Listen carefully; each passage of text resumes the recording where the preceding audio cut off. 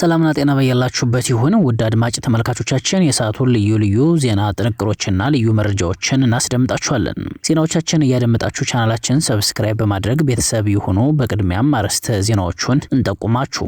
ሚዲያዎችን እየሰበረ እየገባ ሀብትና ንብረቶችን እየዘረፈ ከጥቅም ውጭ ሲያደርግ የቆየው ብልጽግና የሙዚቃ ስቱዲዮ ሰብሮ ገብቶ የቴዲ አፍሮ ንብረትና የፈጠራ ስራዎችን መውሰዱ አገዛዙ ላይ የደረሰ ያለውን ፍራቻ ያመላከተ ሆኗል ተባለም።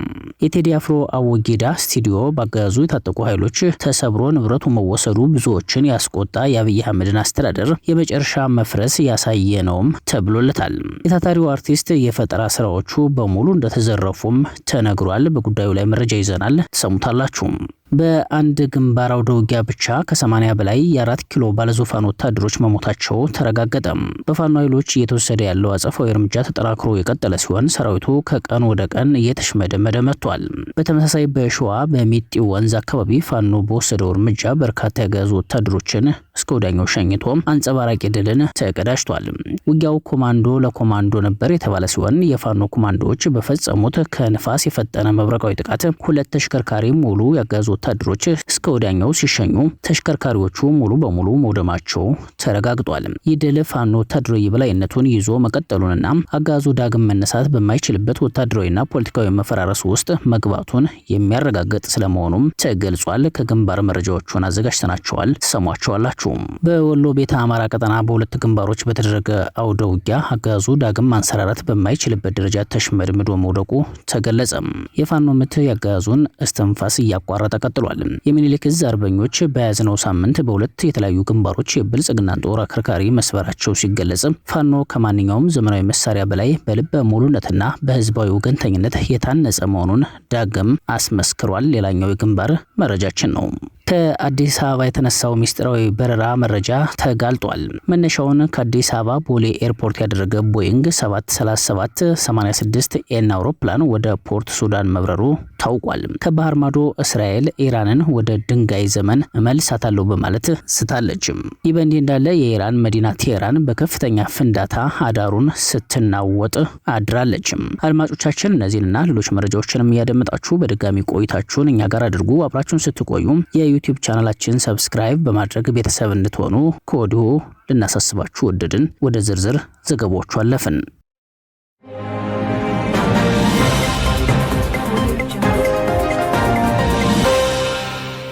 በአንድ ግንባር አውደ ውጊያ ብቻ ከ80 በላይ የ4 ኪሎ ባለዙፋን ወታደሮች መሞታቸው ተረጋገጠ። በፋኖ ኃይሎች እየተወሰደ ያለው አጸፋዊ እርምጃ ተጠናክሮ የቀጠለ ሲሆን ሰራዊቱ ከቀን ወደ ቀን እየተሽመደመደ መጥቷል። አማራ ፋኖ ብሔራዊ ንቅናቄ ጎንደር ጠቅላይ ግዛት በላይ ዕዝ የቀድሞው ራስ አሞራው ውብነህ 3ኛ ኮር የአሁኑ 208ኛ ኮር ድብ ጠለምት ተከዜ ክፍለ ጦር ለጠላት መሬቱ ጭምር እሳት በሆነበት በዛሪማ ከተማ አቅራቢያ ያጋዙን ሰራዊት በመመከትና በማጥቃት ድል አስመዝግቧል። ከዛሪማ በስኒት የተባለ አካባቢ ሲንቀሳቀስ በነበር የጠላት ሰራዊት ላይ የታቀደ ጥቃት የሰነዘሩት የድብ ጠለምት ሬጅመንት 1ና ሬጅመንት 2 በጥምረት በወሰዱት አፋጣኝ ውጊያ 80 ያገዙ ኃይል የሞተ ሲሆን 40 ነፍስ ወከፍ የጦር መሳሪያ ተማርኳል። 43 ሚኒሻና አድማ ብተና ኃይሎች እጅ ሰጥተዋል። ከ5 በላይ የቡድን መሳሪያዎች የተማረኩ ሲሆን በርካታ ኃይል ደግሞ በፍራቻ ከአካባቢው ስለመሸሹ ተጠቁሟል። በተጨማሪም ሚያዝያ 15 2018 ዓ.ም በድጋሚ የደረሰበትን ስብራት ለማካካስ ከደባርቅና ዛሪማ ተጨማሪ ኃይል በማንቀሳቀስ ወደ ዛሪማ ዙሪያ አምበራና መናፈሻ የተባሉ ቀጠናዎች የደረሰው ይህ ሰራዊት በመልሶ ማጥቃት የደረሰበትን ምት መቋቋም ባለመቻሉ ወደ መጣበት አቅጣጫ ሸሽቷል። አሁን ላይ አካባቢው በፋኖ ቁጥጥር ስር ስለመገኘቱም ለማረጋገጥ ተችሏል። በሌላኛው ግንባር መረጃችን በወሎ ቤተ አማራ ቀጠና በሁለት ግንባሮች በተደረገ ውጊያ አጋዙ ዳግም ማንሰራራት በማይችልበት ደረጃ ተሽመድምዶ መውደቁ ተገልጿል። የፋኖ ምት ያጋዙን እስትንፋስ እያቋረጠም ቀጥሏል። የሚኒሊክ ዕዝ አርበኞች በያዝነው ሳምንት በሁለት የተለያዩ ግንባሮች የብልጽግናን ጦር አከርካሪ መስበራቸው ሲገለጽ ፋኖ ከማንኛውም ዘመናዊ መሳሪያ በላይ በልበ ሙሉነትና በህዝባዊ ወገንተኝነት የታነጸ መሆኑን ዳግም አስመስክሯል። በተለይም የማርግተኛ መኮንኖች መሞትና ሌሎች ከፍተኛ አመራሮች በፋኖ እጅ መውደቃቸው ያጋዙን ወታደራዊ መዋቅር ክፉኛ አናግቶታል። የሰራዊቱን የውስጥ ጥምረትም እየበተነው ሲሆን ከዚሁ ጋር በተያያዘም በመከላከያ ሰራዊትና በአድማ ብተና ኃይሎች መካከል በተቀሰቀሰ የእርስ በርስ ግጭት በርካቶች ሞትና ቁስለኛ መሆናቸውን ማረጋገጥ ተችሏል። አሳምነው ዕዝ እየወሰደ ያለውን ጠንካራ እርምጃ ተከትሎ በአገዛዙ ካምፕ ውስጥ በተፈጠረ ከፍተኛ ድንጋጤና አለመተማመን የተነሳ መከላከያ ሰራዊቱና የአድማ ብተና ኃይሉ እርስ በርስ እስከ መጨፋጨፍ የደረሰ ማጥ ውስጥ መዘፈቃቸው ተገልጿል። በይፋትና ጥሙጋ አውራጃ አርመኒያ ዙሪያ በጠላት ካምፕ ውስጥ በተካሄደ የእርስ በርስ ተኩስ በርካቶች ሞትና ቁስለኛ መሆናቸው ተገልጿል። በተመሳሳይ የፋኖ ግስጋሴና ፈጣን ማጥቃት ያብረከረካቸውና የበላይ አለቆቻቸው የሚሰጧቸውን ህዝብ ጠል ተልዕኮን የተጸየፉ ያጋዙ ወታደሮች የጥፋት ቡድኑን በመክዳት ከነሙሉ ትጥቃቸው ወደ ፋኖ መቀላቀላቸውን ቀጥለዋል። በተያያዘ መረጃ ሸዋ ጠቅላይ ግዛት አሳምነው ዕዝ ከሰም ኮር ቡልጋ ክፍለ ጦር በአገዛዙ ሰራዊት ላይ በወሰደው እርምጃ የበላይነትን ተቀዳጅቷል። የቡልጋ ክፍለ ጦር የፋኖ ኮማንዶ ተወርዋሪ ሻለቃ ከሌሎች ሻለቃዎች ጋር በመሆን ሚጢ ወንዝ ላይ በርካታ ያጋዙን ኃይል ሸኝተዋል። ያጋዙ ኃይል ሬሽን ከምንጃር ለመቀበል ከጠዋቱ 2 ሰዓት መንቀሳቀሱን መረጃ የደርሳቸው የቡልጋ ክፍለ ጦር ሻለቃዎች ቀድመው ቦታውን በመያዝ በጠላት 2 ተሽከርካሪዎች ላይ የነበረን ሰራዊት ከመኪና እንዳይወርድ መኪናው በነፍስ የጫነውን በሙት ይዞ እንዲመለስ አድርገውታል። የውጊያ እስከ ቀኑ 6 ሰዓት የተካሄደ ሲሆን በጠላት ላይ መጠነ ሰፊ ጥቃት ደርሶበት መኪናዎች ከጥቅም ውጭ ሲሆኑበት በርካታ ሰራዊትም ሞትና ቁስለኛ ሆኖ ወደ መጣበት ተመልሷል። በሌላ ዜና ታፍሶ ወደ ስርዓቱ ገብቶ የነበረ አንድ የሚሊሻ አባል ከነ ሙሉ ትጥቁ ሸዋ ጠቅላይ ግዛት አርበኞች ጦርን የተቀላቀለ ሲሆን ያጋዙን ገመናና በህዝብ ላይ የሚያደርሰውን ዘረፋ መረጃም አጋልጧል። በተመሳሳይ አንድ የአየር ወለድ አባል አጼ ዘርዓ ያዕቆብ 7 ለ70 ክፍለ ጦርን ሲቀላቀል ከአንኮበር አንድ የአድማ ብተና አባል መሐመድ ቢሆነኝ ኮር ጣይቱ ክፍለ ጦርን ከነ ሙሉ ትጥቋ ተቀላቅላለች።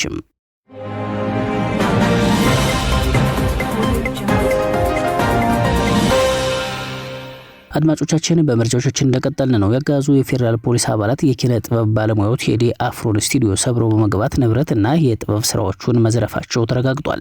የአብይ አህመድ አገዛዝ በታዋቂው የኪነ ጥበብ ባለሙያ ቴዲ አፍሮ ላይ ያለውን ጥላቻና አፈና በይፋ ባሳየ መልኩ ትላንት ምሽት የፌደራል ፖሊስ አባላትን በመላክ የመኖሪያ ቤቱንና የሙዚቃ ስቱዲዮውን ሰብሮ እንዲዘረፍ ማድረጉ ተሰምቷል። ከአዲስ አበባ በወጣው መረጃ መሰረት ያጋዙ ታጣቂዎች በስቱዲዮው ውስጥ የሚገኙ ውድ የሙዚቃ መሳሪያዎች እና የፈጠራ ስራዎችን በኃይል ዘርፈው ወስደዋል። በዘረፋው ወቅት በስፍራው የነበረው ጥበቃ ንብረት አታወጡም በሚል ጥያቄ በማቅረቡ በቡድን በተሰባሰቡት ያጋዙ የጸጥታ አባላት ከፍተኛ ድብደባ እንደደረሰበትም ተገልጿል። የድርጊት አጋዙ ከታጠቁ የነጻነት ኃይሎች ጋር ፊት ለፊት መጋፈጥ ሲያቅተው ተጽዕኖ ፈጣሪ በሆኑ የጥበብ ሰዎችና ንጹሃን ዜጎች ላይ የሚፈጽመው የፈሪነት እርምጃ ማሳያ መሆኑ ተመላክቷል። ከሁሉ በላይ አሳዛኙና አገዛዙ ለጥበብ ያለውን ንቀት የሚያሳየው ወደፊት ለህዝብ እንዲደርሱ ተዘጋጅተው የነበሩ በርካታ ያልታተሙ የሙዚቃ ስራዎችና ግጥሞች ጭምር ተዘርፈው መወሰዳቸው ነው። ይህ የተቀነባበረ ዘረፋና ጥቃት አጋዙ የህዝብ ድምጽ የሆኑ ባለሙያዎችን ለማሸማቀቅና የጥበብ ውጤቶችን ለማጥፋት የጀመረው የተቀናጀ የጥፋት ዘመቻ አካል መሆኑ ተገልጿል። ይህም ብልጽግና የመጨረሻ ውድቀትና ፍራቻ ውስጥ መሆኑን ያመላከተ ስለመሆኑም ተጠቁሟል። በሌላኛው መረጃችን ከአዲስ አበባ የተነሳው ሚስጥራዊ በረራ መግለጫ ተጋልጧል። መነሻውን ከአዲስ አበባ ቦሌ ኤርፖርት ያደረገ ቦይንግ 737-86 ኤን አውሮፕላኑ ወደ ፖርት ሱዳን መብረሩ ታውቋል። ዓለም አቀፍ የበረራ ሪፖርቶችን በማውጣት የሚታወቀው ሪች ቴድ ይህን በረራ እጅግ ያልተለመደ ሲል ገልጾታል። የበረራው ምክንያትና ሚስጥር ግን እንዳልታወቀ አስፍሯል።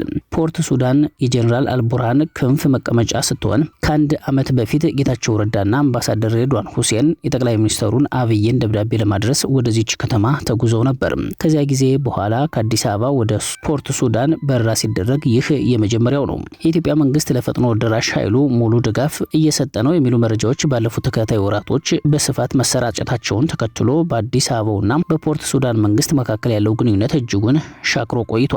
ይህ በረራም ከዚሁ ታጣቂ ኃይሎችን ከመደገፍ ጋር የተያያዘ ሊሆን እንደሚችል ጥቆማዎች እየወጡ ናቸው። ፋኖ በጎንደርና በሸዋ የክፍለ ጦር ሪፎርሞችን አከናውኗል። ያጋዙን ውድቀት የሚያፋጥኑ አዳዲስ አመራሮች መሰየማቸውም ታውቋል። በጎንደር ጠቅላይ ግዛትና በሸዋ ጠቅላይ ግዛት ግንባሮች ፋኖ ራሱን በዘመናዊ ወታደራዊ ሳይንስና በአዳዲስ አመራሮች የማደስ ተግባር አከናውኗል። በጎንደር የጋፋት ክፍለ ጦር በአዲስ መዋቅር ሲደራጅ፣ በሸዋ የሚገኘው ናደው ክፍለ ጦር ደግሞ ከመከላከል ወደ ማጥቃት ለመሸጋገር የሚያስችለውን ወታደራዊና ፖለቲካዊ ተሃድሶ አጠናቋል። አማራ ፋኖ ብሔራዊ ንቅናቄ ጎንደር ጠቅላይ ግዛት በላይ እዝ 204ኛ አስቻለው ደሴ ኮር ስር የሚገኘው ጋፋት ክፍለ ጦር አዲስ አመራር ሪፎርም በማድረግ የቀጠናውን የኃይል ሚዛን ወደ ፋኖ የሚያዞር ድርጅታዊ ሽግግር አድርጓል። በተመሳሳይ በአማራ ፋኖ ብሔራዊ ንቅናቄ ሸዋ ጠቅላይ ግዛት አሳምነው እዝ አጼ ዘርዓ ያዕቆብ ኮር ስር የሚገኘው ናዶ ክፍለ ጦር ከፍተኛ አመራሮችና ሰራዊት በወሰዱት ስልጠና ድክመቶችን ወደ ወታደራዊ ጥንካሬ በመቀየር ያጋዙን ምሽግ ለማናጋት ዳግም ቃል ኪዳን ገብተዋል። እነዚህ ተከታታይ ሪፎርሞች ፋኖ ወደ ተማከለና ሳይንሳዊ የጦር መዋቅር መሸጋገሩን የሚያሳዩ ሲሆን አጋዙ በጦር ሜዳ የገባበትን ውድቀትና የሞራል ክስረት የሚያፋጥኑ መሆናቸው ተመላክቷል። የፋኖ አናብስቶች በአዲስ መንፈስና አመራሪ ህዝባቸውን ህልውና ለማስከበር በቆራጥነት መነሳታቸውንም ያመላከተ ስለመሆኑ ተገልጿል።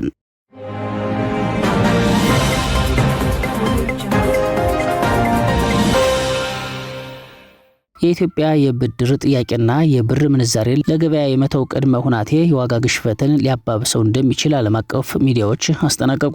ኢትዮጵያ ከዓለም አቀፍ የገንዘብ ድርጅት IMF ጋር ለዓመታት ስታደርግ የቆየችው ድርድር ማጠቃለያ ላይ መድረሱ እየተነገረ ሲሆን በዋሽንግተን ዲሲ እየተካሄደ ያለውን የጸደይ ስብሰባ መነሻ በማድረግ ተጽዕኖ ፈጣሪ የሆኑ ዓለም አቀፍ የሚዲያ ተቋማት በጉዳዩ ላይ ተከታታይ ዘገባዎችንና ትንታኔዎችን እያወጡ ይገኛሉ። ሮይተርስ የውስጥ ምንጮቹን ዋቢ በማድረግ እንደዘገበው ኢትዮጵያ እና IMF በ3.5 ቢሊዮን ዶላር የብድር ስምምነት ላይ ከሞላ ጎደል መግባባት ላይ የደረሱ ቢሆንም ስምምነቱ ተግባራዊ የሚሆነው ግን ኢትዮጵያ የብርን ምንዛሬ ተመን በገበያ እንዲወሰን ለማድረግ በይፋ ስትወስን ብቻ እንደሆነ ተመላክቷል። ብሉምበርግ በበኩሉ የኢትዮጵያ መንግስት የውጭ ዕዳ ሽግሽግ ለማድረግ ከግል አበዳሪዎች ጋር እያደረገ ያለው ንግግር መሻሻል ማሳየቱን ዘግቦም ይሁን እንጂ የ3.5 ቢሊዮን ዶላር ብድሩ ለውጭ ምንዛሬ እጥረቱ ጊዜያዊ እፎይታ ቢሰጥም የምንዛሬ ተመን ለውጥ ግን የኑሮ ውድነቱንና የዋጋ ግሽበትን ሊያባብሰው እንደሚችል አስጠንቅቋል። ፋይናንሻል ታይምስ በበኩሉ የኢትዮጵያ ማክሮ ኢኮኖሚ ማሻሻያ በምስራቅ አፍሪካ ትልቁ የኢኮኖሚ ለውጥ ሙከራ መሆኑን ገልጾ ይሁን እንጂ በሀገሪቱ ያለው የፖለቲካ አለመረጋጋትና በክልሎች ያለው ግጭት ለብድሩ ስምምነት አፈጻጸም ትልቅ ስጋት መሆናቸውን አጽንኦት ሰጥቶበታል። ዘ ኢኮኖሚስት የኢትዮጵያ መንግስት ከገንዘብ ተቋማቱ ጋር ያለው ግንኙነት በጥንቃቄ የተሞላ ቁማር መሆኑን በመጥቀስ ስምምነቱ በሀገሪቱ የረጅም ጊዜ ኢኮኖሚ ጤና ላይ የሚኖረው ሚና በዝርዝር ተንትኗል። በጥቅሉ የዓለም አቀፍ ሚዲያ ተቋማቱ ዘገባዎች እንደሚያሳዩት ብድሩን ለማግኘት የተቀመጡት እንደ የውጭ ምንዛሬ ተመን ማሻሻያ እና የመንግስት ወጪን በከፍተኛ ሁናቴ መቀነስ ያሉ ቅድመ ሁኔታዎች በሸቀጦች ዋጋ ላይ የሚያመጡት ተጽዕኖና በዝቅተኛ የኑሮ ደረጃ ላይ የሚገኘውን ህዝብ ስቃይ የማባባሱ ጉዳይ የብዙዎች ስጋት ሆኗል። በተለያዩ መዝገቦች ተካተው በሽብር ወንጀል የተከሰሱ የአማራ ተወላጅ የሆኑ የፖለቲካና የህሊና እስረኞች ፍርድ ቤት ቀርበዋል። ተከሳሽ ተመስገን አቤ ተከላከል ተብሏል። በተለያዩ መዝገቦች ተካተው በሽብር ወንጀል የተከሰሱ የአማራ ተወላጅ የሆኑ የፖለቲካና የህሊና እስረኞች ትላንት ሚያዝያ 15 2018 ዓ.ም በፌደራል ከፍተኛ ፍርድ ቤት ልደታ ምድብ ሁለተኛ የህገ መንግስትና የጸረ ሽብር ወንጀል ችሎት ቀርበው ውለዋል። አማራነትንና ፋኖነትን እንደ ወንጀል በቆጠረው የኦህዴድ ብልጽግና አገዛዝ በሽብር ወንጀል ተከሰው በግፍ እስር ላይ ከሚገኙት መካከል አንዱ የሆነው ተከሳሽ ተመስገን አቤ ጥፋተኛ በሚል ተከላከል ተብሏል። መዝገቡ የተቀጠረው የአቃቢ ህግ ምስክር እና የሰነድ ማስረጃ አስተያየትን መርምሮ ብይን ለመስጠት ነበር። በዚህም መሰረት ችሎቱ ተከሳሹን በሁለት ክሶች ጥፋተኛ በማለት በአንቀጽ 3/2 ተከላከል ብሎታል። በሽብርና በህገ ወጥ መታወቂያ ይዞ መገኘት በሚሉ ክሶች ነው ተከላከል ያለው። ተከሳሹ አሉኝ ያላቸውን 10 ተከላካይ ምስክሮችን ሐምሌ 8 እና ሐምሌ 9 አቅርቦ እንዲያስመሰክር ሲል ቀጠሮ ተሰጥቶታል። አካሉ ላይ ጉዳት የገጠመው መሆኑን ታሳቢ በማድረግ ሽፍን ጫማ እንዲገባለት ፍርድ ቤቱ ያዘለት ቢሆንም ማረሚያ ቤቱ ተፈጻሚ ያለማድረጉ ተገልጿል። በተመሳሳይ የፖለቲካ እስረኛ የኋላሸት ዘነበ በችሎት የተገኘ ሲሆን መዝገቡ የተቀጠረው ተከሳሹ ተከላካይ ምስክሮችን እንዲያሰማ በሚል ነበር። ነገር ግን በማረሚያ ቤት ከሚገኙ ምስክሮች መካከል ተስፋዬ ከበደ ብቻ የቀረበ ሲሆን ሌሎች ምስክሮች ያሉት መንግስታዊ ጦርነት ባልተለየው አማራ ክልል በመሆኑና ሀገራዊ ችግር ከሆነው ከነዳጅ እጥረት ጋር በተያያዘ የትራንስፖርት ችግር በመኖሩ ለመምጣት አለመቻላቸው ተገልጿል። በተከሳሽ ጠበቃ አስማማው እንደተገለጸው የችግሩን ስፋት ታሳቢ በማድረግ ረዘም ያለ ቀጠሮ እንዲሰጠው ጠይቋል። ፍርድ ቤቱም ለሐምሌ 7 2018 ዓ.ም ቀጠሮ ሰጥቷል። በተያያዘ በግፍ ከታሰሩት መካከል ተከሳሽ ታዴ በቀለም በፌደራል ከፍተኛ ፍርድ ቤት ልደታ ምድብ አንደኛ የህገ መንግስትና የጸረ ሽብር ወንጀል ችሎት ቀርበው ውሏል። ምስክሮች ስላልመጡ ለግንቦት 18 2018 ዓ.ም እንዲያስመሰክር ቀጠሮ እንደተሰጠው ተገልጿል።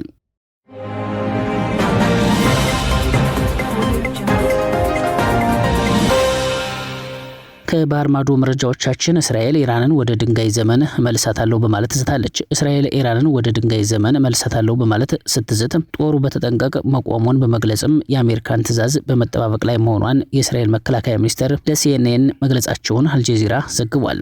የኢራን የኤነርጂ ኤሌክትሪክና የምጣኔ ሀብት መሰረተ ልማቶች በኢላማነት መለየታቸውን ሚኒስትሩ ገልጸዋል። ይህም ኢራንን ወደ ድንጋይ ዘመን ሊመልሳት እንደሚችል በመግለጽ አስጠንቅቀዋል። በሌላ በኩል እስራኤል በኢራን ላይ ጦርነቱን እንደገና ለመጀመር እንደተዘጋጀችና ከአሜሪካ ፈቃድ እየጠበቀች መሆኑን የእስራኤል መከላከያ ዋና አዛዥ የሆኑት ካት ትላንት ገልጸው የነበረ ሲሆን ዛሬ አዳሩን ከባድ ጥቃት ሲፈጸም አድሯል። የካሜኔ ስርወ መንግስትን እስከ መጨረሻው ማስወገድ የሚያስችሉ ኢላማዎች መለየታቸውን ገልጸው የነበረ ሲሆን ዛሬ አዳሩን እነዚህ ኢላማዎች ሲፈጸሙ ማደራቸው ተገልጿል። የኢራን መዲና ቴህራን በከፍተኛ ፍንዳታም ስትናወጥ ነው ያደረችው። በኢራን ዋና ከተማ ቴህራን ከፍተኛ የፍንዳታ ድምጽ እየተሰማ መሆኑና የከተማዋ ሰማይ በጸረ ሚሳኤል መሳሪያዎች ብልጭታ መሙላታቸውን አልጀዚራ ዘግቧል። በቴህራን ከተማ አንዳንድ ክፍሎች የአየር መከላከያ ስርዓቶች በድንገት ስራ በመጀመራቸው በከተማዋ የነበረው ሳሳ ያለ ሰላም ዳግም ታውቋል። ሁለት ማንነታቸው ያልታወቁና ጠባጫሪ የተባሉ ድሮኖች የቴህራንን የአየር ክልል ጥሰው በመግባት